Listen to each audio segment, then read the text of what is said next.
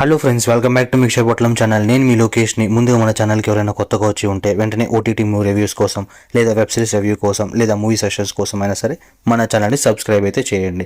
ఈ రోజు movie review వచ్చేసి G5లో తమిళ్లో విత్ ఇంగ్లీష్ సబ్ టైటిల్స్తో రిలీజ్ అయిన brother, starring Jayam Ravi, Bhumika and Priyanka Mohan గారు.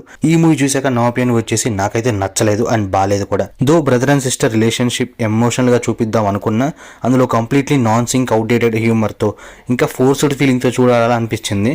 ఇలాంటి డ్రామా బేస్డ్ మూవీస్లో అట్లీస్ట్ కొంత పార్ట్ అయినా సీరియస్ సిచ్యువేషన్స్ ఆర్ ఎమోషనల్ ఎంగేజ్మెంట్తో లాస్ట్ వరకు అయితే ఉండాలి ఖచ్చితంగా. బట్ ఈ మూవీలో కూడా సెకండ్ హాఫ్లో కొన్ని మూమెంట్స్ ఉన్నాయి, అవి కూడా ఇన్కన్సిస్టెంట్ స్టోరీ టెల్లింగ్ వల్ల కనపడవు అనమాట. సో చాలా వరకు అన్రిటెన్ క్యారెక్టర్స్ అనిపించింది. బట్ డైరెక్టర్ హ్యూమర్లో చాలా స్ట్రాంగ్ అని విన్నా. బట్ ఈ మూవీ అయితే సెట్ కాలేదు. మరి స్టోరీ లైన్ వచ్చేసి లా కాలేజ్ డ్రాప్ అవుట్ అయిన కార్తిక్ అలియాస్ జయం రవి చిన్నప్పటి నుండి నచ్చిన పని చేస్తూ ప్రతిదానికి క్వశ్చన్ చేస్తూ ఉంటాడు అనమాట.